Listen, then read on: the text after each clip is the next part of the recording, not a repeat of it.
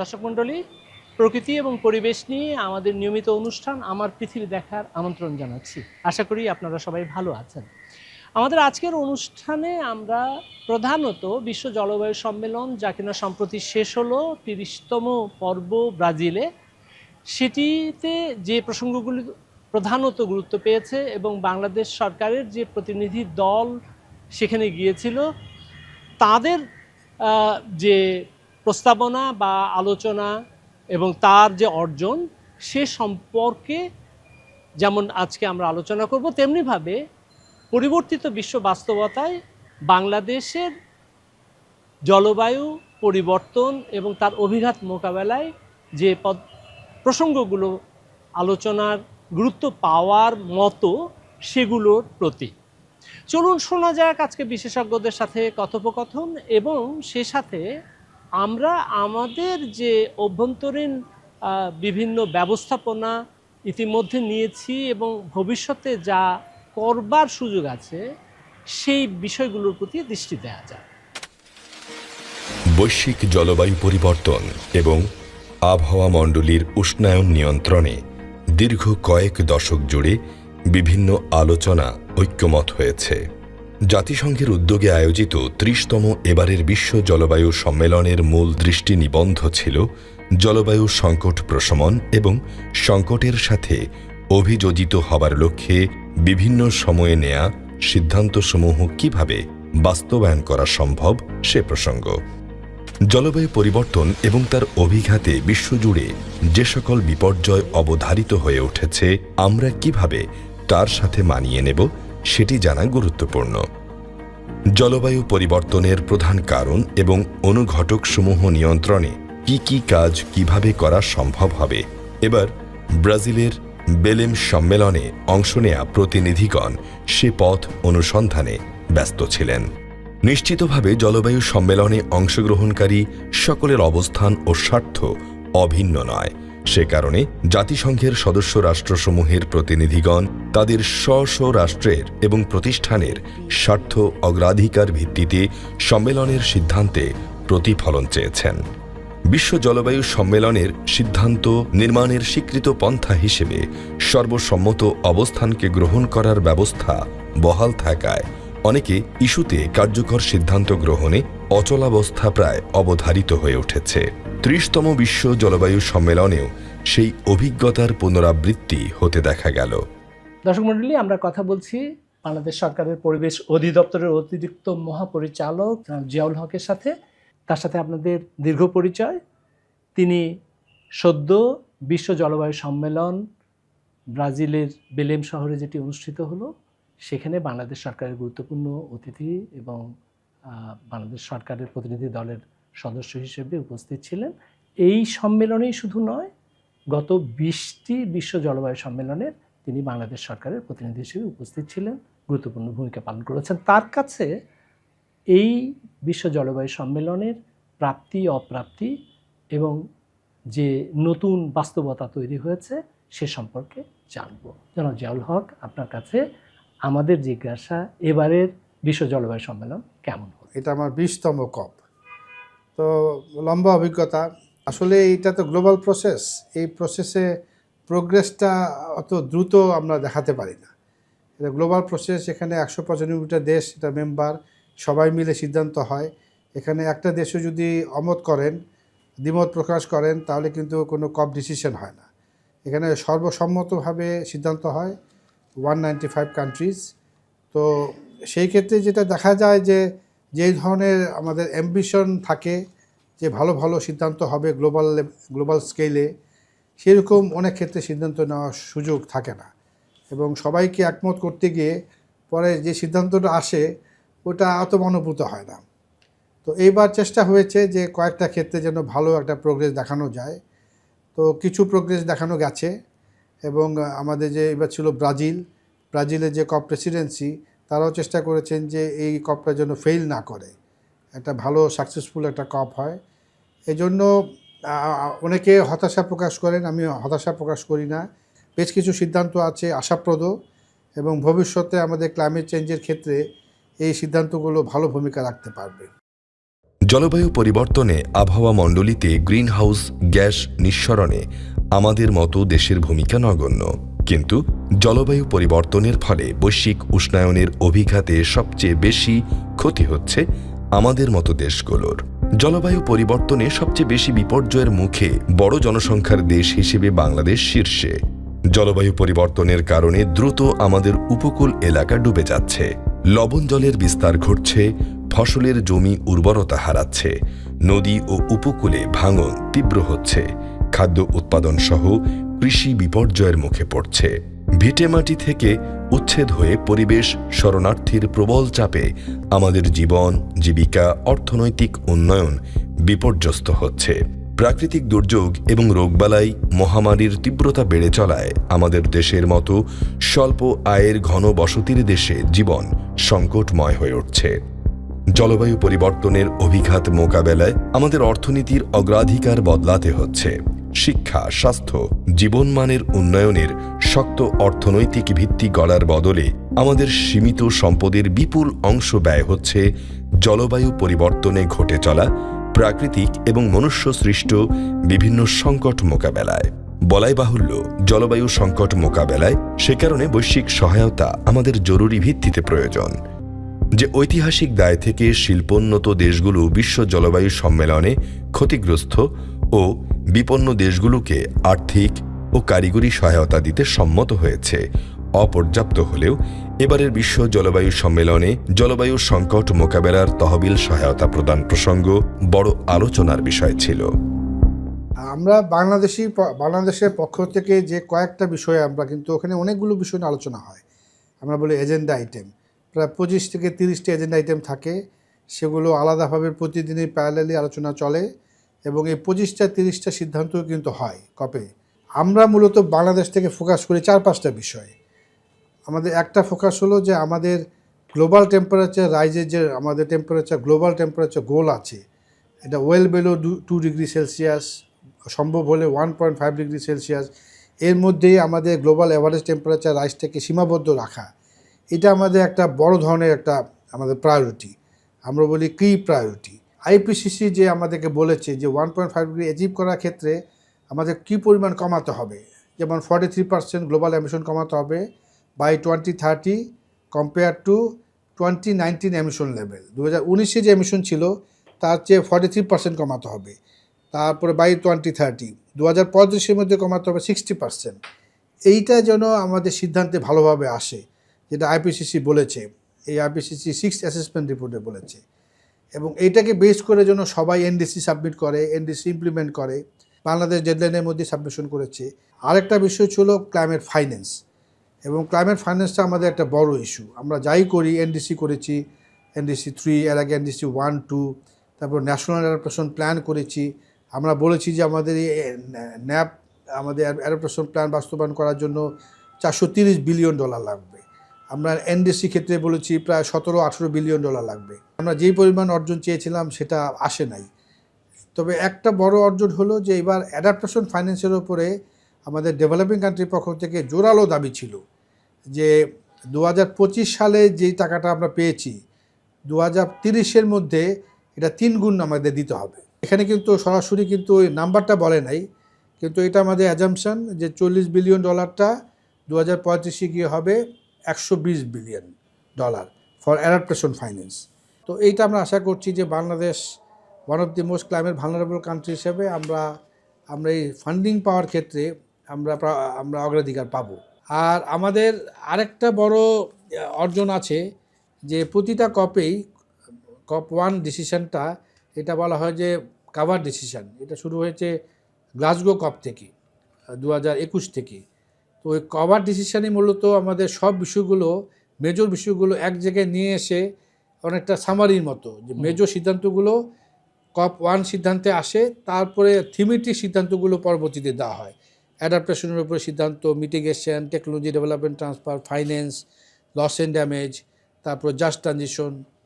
তো ওই কভার ডিসিশনে এখানে 2টা জিনিস, ইম্পর্টেন্ট জিনিস আসছে। একটা হলো ওনারা একটা লঞ্চ করেছেন গ্লোবাল ইমপ্লিমেন্টেশন অ্যাক্সিলারেটর, এই নাম দিয়ে ওনারা একটা নতুন একটা গ্লোবাল ইমপ্লিমেন্টেশন অ্যাক্সিলারেটর ওনারা এস্টাবলিশ করেছেন, যার মাধ্যমে এবং এটা দায়িত্ব দিয়েছেন আমাদের বর্তমান কপ এবং আগামী কপ প্রেসিডেন্ট, এই দুই কপ প্রেসিডেন্টকে দায়িত্ব দিয়েছেন যে এর মাধ্যমে আমাদের ন্যাপ এবং এনডিসি বাস্তবায়নের জন্য এই দুই দেশ, ব্রাজিলের কপ প্রেসিডেন্সি এবং আগামীতে যে তুর্কি কপ প্রেসিডেন্সি এবং অস্ট্রেলিয়ান কপ প্রেসিডেন্সি, আগামী বছর কিন্তু তুরস্ক অস্ট্রেলিয়া জয়েন্টলি করবেন, তাদেরকে দায়িত্ব দেওয়া হয়েছে। আরেকটা দায়িত্ব দেওয়া হয়েছে যে ওনারা নাম দিয়েছেন যে বেলেম মিশন টু 1.5, সেইখানে এই যে আমাদের যে এনডিসি যে অ্যাম্বিশনটা বাড়ানোর ক্ষেত্রে ওনারা আগামী বছর এবং এখানে 3 কপ প্রেসিডেন্টকে দায়িত্ব দিয়েছেন, গত কপ, বাকু কপ, তারপরে বেলেম কপ এবং তুর্কি কপ, এই 3 কপের প্রেসিডেন্ট মিলে 1.5 ডিগ্রি অ্যাচিভ করার ক্ষেত্রে যা যা প্রয়োজন সেই কাজটা করবেন। পূর্ববর্তী বিশ্ব জলবায়ু সম্মেলনে গৃহীত সিদ্ধান্ত অনুযায়ী ব্রাজিলের বেলেম শহরে অনুষ্ঠিত 30তম বিশ্ব জলবায়ু সম্মেলনে জীবাশ্ম জ্বালানির ব্যবহার থেকে নির্দিষ্ট সময়ের মধ্যে বেরিয়ে যাবার পথ নকশা চূড়ান্ত হবে বলে আশা করা হয়েছিল। দুর্ভাগ্যজনকভাবে তা হয়নি, বরং এবারের সম্মেলনে গুরুত্বপূর্ণ এই সিদ্ধান্ত থেকে পিছিয়ে যাবার ঘটনা ঘটেছে। বলা হচ্ছে তেল ও গ্যাস নির্ভর অর্থনীতির দেশগুলো সে অচলাবস্থায় জলবায়ু সম্মেলনকে ঠেলে দিয়েছে, অথচ বৈশ্বিক জলবায়ু সংকটের প্রধান কারণ জীবাশ্ম জ্বালানির দহন থেকে উদ্গীরণ করা গ্রিন হাউস গ্যাস। প্রকাশিত তথ্য বলছে 2023 সালের তুলনায় 2024 সালে বিশ্বে দৈনিক 0.7% পরিমাণ বেশি জ্বালানি তেল ব্যবহৃত হয়েছে।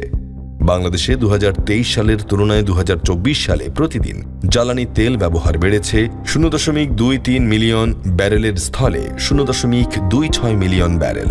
যদিও বাংলাদেশ বিশ্বে দৈনিক ব্যবহার করা জ্বালানি তেলের মধ্যে মাত্র 0.3% তেল ব্যবহার করে। তুলনা হিসাবে বলা যায় মার্কিন যুক্তরাষ্ট্র 2024 সালে দৈনিক 19 মিলিয়ন ব্যারেল বা 18.7%, চীন 16.4 million barrel 16.1%, Bharat 5.6 million barrel 5.5%, Saudi Arab 4.0 million barrel 4%, Russia 3.8 million barrel 3.8% এবং জাপান 3.2 মিলিয়ন ব্যারেল 3.2% জ্বালানি তেল ব্যবহার করেছে। জীবাশ্ম জ্বালানির ব্যবহারের পরিমাণ থেকে অনেকাংশে বোঝা যায় কোন দেশ কী মাত্রায় গ্রিন হাউস গ্যাস নিঃসরণ করছে। স্পষ্ট, বাংলাদেশের দায় অতি নগণ্য, কিন্তু বাংলাদেশের জলবায়ু পরিবর্তনের সবচেয়ে বড় ক্ষতির শিকার হয়েছে। তবু বাংলাদেশ জীবাশ্ম জ্বালানি নির্ভরতা থেকে পর্যায়ক্রমে বেরিয়ে আসবার চেষ্টা অব্যাহত রেখেছে। আমাদের সিদ্ধান্ত ছিল দুবাই কপ 28-এ যে আমরা বলেছিলাম যে transitioning away from fossil fuel. তো এই ফসিল ফুয়েল ট্রানজিশনিং অ্যাওয়ে এইটা এবার বেশ কয়েকটা দেশ এবং একটা গ্রুপ, বিশেষ করে ল্যাটিন আমেরিকান গ্রুপ এবং স্মল আইল্যান্ড ডেভেলপিং স্টেটস, এই দুইটা গ্রুপ চেয়েছিল যে গত 2 বছর আগে যে আমরা সিদ্ধান্ত নিয়েছি যে transitioning away from fossil fuel, সেটার একটা রোড ম্যাপ ডেভেলপ করতে হবে যে আমরা আস্তে আস্তে গ্র্যাজুয়ালি যে আমরা ফসিল ফিউল থেকে ফিরে আসব এবং আমরা রিনিউয়েবলে যাব, ক্লিন ফিউলে যাব, সেটার জন্য একটা সুন্দর road map with time frame, এইটা তারা চেয়েছিলেন। এবং এইটা ব্রাজিল প্রেসিডেন্সির ওপরে আমরা প্রচণ্ড চাপ সৃষ্টি করা হয়েছিল। এলডিসির পক্ষ থেকে আমরাও বলেছিলাম যে এই ধরনের একটা পুরো একটা কমপ্লিট পিকচার না হলেও এটার জন্য আবার আসে, এটার জন্য রিইটারেট করা হয়, যেটা দুবাই কপে সিদ্ধান্ত হয়েছে।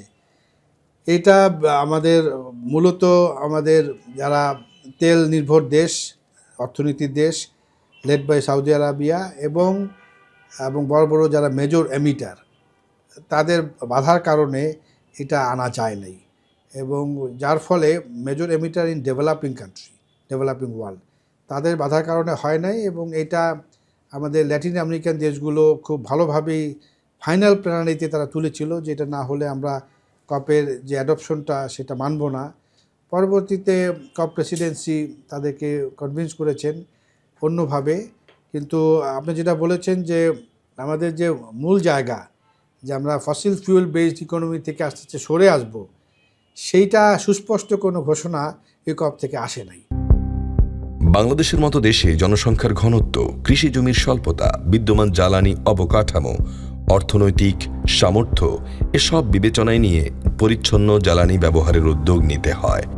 তাছাড়া বৈশ্বিক পরিবেশ রক্ষার তাগিদ এবং দেশের জ্বালানি নিরাপত্তা বিবেচনায় পর্যায়ক্রমে পরিচ্ছন্ন জ্বালানি ব্যবহার বৃদ্ধি করতে কী ধরনের পদক্ষেপ নেওয়া টেকসই হতে পারে তা নিয়ে জ্বালানি ও পরিবেশ বিশেষজ্ঞদের মধ্যে আলোচনা অব্যাহত রয়েছে।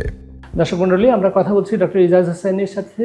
তিনি বাংলাদেশ প্রকৌশল বিশ্ববিদ্যালয় বা বুয়েটের কেমিক্যাল ইঞ্জিনিয়ারিং ডিপার্টমেন্টের ভূতপূর্ব অধ্যাপক এবং বাংলাদেশের জ্বালানি বিশেষজ্ঞদের শীর্ষস্থানীয়দের একজন।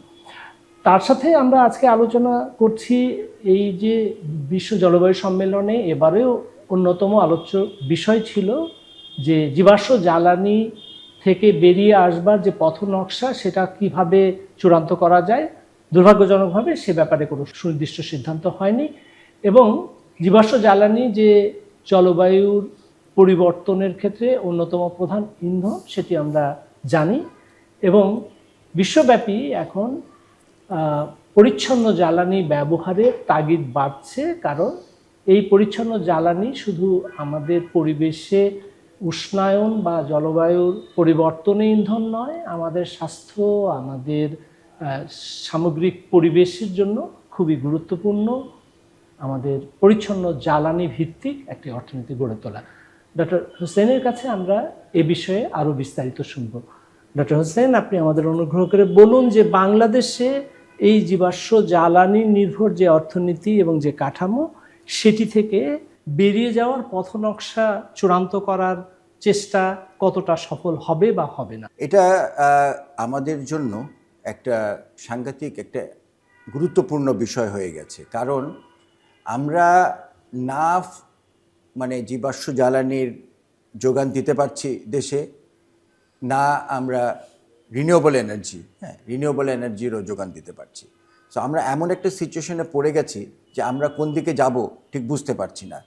তবে আমাদের যেহেতু পাওয়ার প্ল্যান্টে অনেক ইনভেস্টমেন্ট হয়ে গেছে, আমরা অ্যাটলিস্ট এইগুলা যতদিন আছে আমাদের সাথে এগুলাকে এর সর্বোচ্চ ব্যবহার আমাদের করতেই হবে, তা না হলে আমাদের একটা আর্থিক একটা ক্ষতি হবে। কারণ অলরেডি আর্থিক ক্ষতি হচ্ছে যে আমরা পাওয়ারের জন্য এক্সট্রা মূল্য দিতে হচ্ছে, কারণ আমাদের ক্যাপাসিটি চার্জ বলে যে জিনিসটা আছে, এবং আমদানিকৃত জ্বালানির কারণে আমাদের বিদ্যুতের দামও বেশি। তাহলে আমরা করবোটা কি এখানে?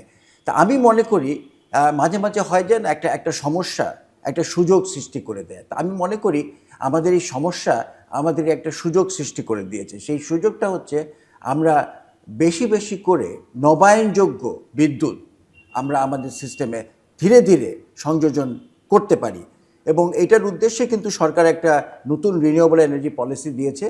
তাতে তারা বলেছে যে 2030-এর মধ্যে তারা 20% ডিমান্ডের 20% এবং পাওয়ার ডিমান্ডের, এবং 2040-এর মধ্যে তারা 30% নবায়নযোগ্য বিদ্যুৎ আনতে চায়। তো সেগুলা সংযোজন করার একটা আমি মনে করি সুবিধা সৃষ্টি হয়েছে বাংলাদেশে, কারণ এইসব জ্বালানির কিংবা এইসব প্রযুক্তির দাম মূল্য আন্তর্জাতিক বাজারে কমে যাচ্ছে এবং আমাদের নিজস্ব বিদ্যুতের দাম বেড়ে যাচ্ছে। সো একটা সুযোগ এসেছে যে আমরা কিছু ফসিল ফিউল হয়তো পরিত্যাগ করতে পারবো। বাংলাদেশের অর্থনীতির আকৃতি এবং মাথাপ্রতি জ্বালানি ব্যবহারের পরিমাণ শিল্পোন্নত দেশগুলোর তুলনায় নগণ্য। অপরদিকে বাংলাদেশের বিদ্যুৎ উৎপাদন সহ বাণিজ্যিক জ্বালানির সিংহভাগ জীবাশ্ম জ্বালানি নির্ভর। আমাদের ব্যবহৃত বাণিজ্যিক জ্বালানির সিংহভাগ আমদানি নির্ভর। অতিমাত্রায় ঘনবসতির দেশ হিসেবে বাংলাদেশে ফাঁকা জমি পাওয়া দুষ্কর। অন্যদিকে নবায়নযোগ্য উৎস থেকে সৌর বিদ্যুৎ পেতে আমাদের প্রয়োজন প্রচুর পরিমাণে ফাঁকা জমি। এ বাস্তবতায় নবায়নযোগ্য ও পরিচ্ছন্ন জ্বালানি ব্যবহারে আমরা জীবাশ্ম জ্বালানি নির্ভরতা কিভাবে কমিয়ে আনতে পারি তা নিয়ে বিভিন্ন মত রয়েছে।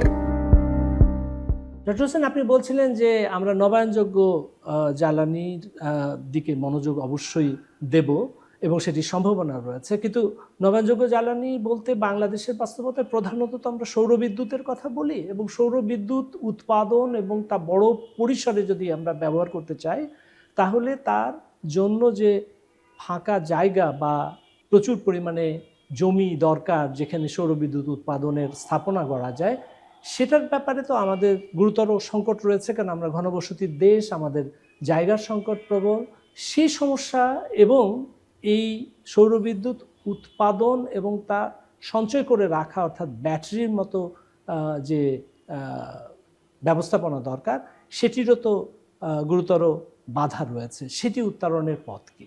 এইটার উত্তর আমি যেভাবে দিই সেটা হচ্ছে যে 1% কৃষি জমিও যদি আমি ব্যবহার করি তাহলে আমি 50,000 মেগাওয়াট করতে পারি। আমরা কিন্তু এখনও গ্রিডে 700 মেগাওয়াটের উপরে যেতে পারি না, 1000ও যেতে পারি না, আর 50,000 পর্যন্ত যাওয়া যায়। তার মানে আমরা যদি একটু চিন্তা করে দেখি যে আসলে কি আমরা অল্প কিছু জমির ছাড় দিতে পারি কি পারি না, আমি মনে করি পারি। কারণ আমাদের বুঝতে হবে যে যেই জমিতে যে ফসল হচ্ছে সেই ফসলটা কিন্তু ইম্পোর্ট করা যায়। সেই জমিতে আমি যদি এখন পাওয়ার প্ল্যান্ট করি, সোলার পাওয়ার প্ল্যান্ট, আমার একটা জীবাশ্ম জ্বালানি ফসিল ফিউল ইম্পোর্ট কম হয়। কোনটার আমার দেশের জন্য বেশি সাশ্রয়ী? আমরা হিসাব করে দেখেছি ডলারের হিসাবে 5 গুণ বেশি আমাদের লাভ আছে যদি আমরা ওখানে ওই জমিতে আমরা যদি সোলার পাওয়ার প্ল্যান্ট করি, যদি ধান করি আর এই যদি কম্পেয়ার করেন থাকবে দেখে। তো অনেকে বলবে এনার্জি সিকিউরিটি, আমি মনে করি অতটুক জমির জন্য এনার্জি সিকিউরিটি ব্যাহত হয় না। কারণ প্রতি বছরে কিন্তু আমরা একটা সার্টেন অ্যামাউন্ট অফ জমি অন্যান্য পারপাসে লুজ করছি। তাছাড়াও আমাদের কিন্তু সাংঘাতিক রকমের ফসলের আমাদের যেসব আমরা ফলন করি এটা কিন্তু অপচয় হয় প্রত্যেক বছরে, কারণ এগুলো পচে যায় অন্যান্য কারণে। ওগুলোও যদি সংরক্ষণ করি, আমি যতটুকু জমি এখানে হারালাম রিনিউয়েবল এনার্জির জন্য সেটা আমরা পেয়ে যাব। সো আমি মনে করি ভবিষ্যতে সরকার এটা তাদের চিন্তাধারার মধ্যে রাখবে যে একটু বড় জমি না হলে কিন্তু সোলার করা যায় না। তো আমরা এখন যেটা করছি ছোট ছোট জমি সরকারের আওতায় যেটা আছে কিংবা প্রাইভেট সেক্টর যেগুলো খুঁজে পাচ্ছে সেগুলা। এইবার আসেন আপনি ব্যাটারির কথাটা বলেছেন, এটা সাংঘাতিক গুরুত্বপূর্ণ। কারণ আমরা যেটা বলি ডাইরেক্ট সোলার, সূর্য যখন আছে ওই সময় একটা অ্যামাউন্ট অফ আমরা বিদ্যুৎ নিতে পারি, কিন্তু আমাদের বিদ্যুৎ তো সারাদিন লাগবে। তো অন্য সময় আমরা বিদ্যুতের কি করব? তখন আমাদের যেটা সবখানে যেটা বলে যে এটা ব্যাটারিতে সংরক্ষণে, ওখানে দেখা গেছে যে আমাদের সব রকম ট্যাক্স অন্যান্য অনেক কিছু বিশ্লেষণ করে যে আমাদের এখন 25 টাকার উপরে 1 কিলোওয়াটের দাম চলে যায় আমি যদি ব্যাটারি ব্যবহার করে এত দামে তো হবে না। ইন্ডিয়া এটা 15 টাকার কমে 10 টাকায় অনেক জায়গায় ওরা করছে। কেন ইন্ডিয়া এটা হতে পারছে, চায়না এটা হতে পারছে, আমাদের দেশে হচ্ছে না? এটা ভালোভাবে একটু বিশ্লেষণ করে সরকার যেসব পলিসির কারণে এগুলো কমাতে পারে সেখানে দেখা উচিত। সৌর বা বায়ু বিদ্যুৎ সহজে সঞ্চয় করা যায় না। ব্যাটারি ব্যবহারে সে বাধা অনেকটুকু অতিক্রম করা সম্ভব, কিন্তু তা উৎপাদিত বিদ্যুতের দাম উল্লেখযোগ্য মাত্রায় বাড়িয়ে দেয়। সেক্ষেত্রে জ্বালানি সাশ্রয়ের প্রযুক্তি গুরুত্বপূর্ণ ভূমিকা রেখেছে। জ্বালানি সাশ্রয়ী প্রযুক্তির ব্যবহার বাড়ানো গেলে কম বিদ্যুৎ ও জ্বালানি ব্যবহার করেও মানুষের জীবনমানের উন্নয়ন সম্ভব হয়। দর্শক মণ্ডলী, আপনারা যেমনটি শুনছিলেন আমাদের বিশেষজ্ঞদের আলোচনা থেকে স্পষ্ট যে এবারে 30তম বিশ্ব জলবায়ু সম্মেলনের অন্যতম আলোচনার বিষয় ছিল এবং প্রচুর তর্ক বিতর্কের পরেও কার্যত সিদ্ধান্তহীনতার মধ্য দিয়ে যে আলোচনার প্রসঙ্গটি শেষ হয়েছে সেটি হলো জীবাশ্ম জ্বালানির ব্যবহার থেকে বেরিয়ে আসবার জন্য যে পথ নকশা বিশ্ববাসী প্রত্যাশা করেছিল, এবারের জলবায়ু সম্মেলনেও সেটি কোনো নিষ্পত্তি ছাড়াই শেষ হলো। অর্থাৎ আমরা আগামীতে একটা প্রযুক্তিগত বিপ্লব যদি আমাদের দ্বারপ্রান্তে আঘাত না করে তাহলে জীবাশ্ম জ্বালানির ব্যবহার বিশ্বব্যাপী অব্যাহত থাকতে দেখব, এবং এটা দীর্ঘ সময় ধরে চলা অর্থ জীবাশ্ম জ্বালানি পোড়ানোর ফলে যে কার্বন নিঃসরণ এবং বায়ুমণ্ডলের দূষণ তা অব্যাহত থাকবে, এবং বৈশ্বিক যে উষ্ণায়ন যা থেকে আমাদের নানা ধরনের সংকট স্পষ্ট হয়ে উঠছে, বিশেষত আমাদের মতো দেশগুলো জলমগ্নতা থেকে শুরু করে নানা ধরনের জটিলতায় জলবায়ুর বিপর্যয়ের মুখোমুখি হচ্ছে, তাও অব্যাহত থাকবে। সুতরাং এই আন্দোলন যেমনভাবে চলবে তেমনিভাবে আমাদের অভ্যন্তরীণ পরিসরেও পরিচ্ছন্ন জ্বালানির ব্যবহার বাড়ানো, নবায়নযোগ্য জ্বালানিতে আরো বেশি করে সম্পৃক্ত হওয়া, এই প্রয়োজনীয়তার প্রতি দৃষ্টি দিতে হবে। সেই বিষয়টি কতটা আমাদের জন্য চ্যালেঞ্জিং এবং সেক্ষেত্রে আর নতুন কোন বিষয়গুলোতে বিশেষভাবে মনোযোগ দেওয়া দরকার সে আলোচনাও আমরা খানিকটা হলেও আজকে করবার সুযোগ পেয়েছি। আশা করি এই বিষয়গুলো আমরা সবাই বিশেষ মনোযোগে বাস্তবায়নের দিকে অগ্রাধিকার দেব। আজ এ পর্যন্তই আমাদের আলোচনা সীমাবদ্ধ রাখতে চাই। আগামী অনুষ্ঠান দেখার আমন্ত্রণ রইল। ধন্যবাদ।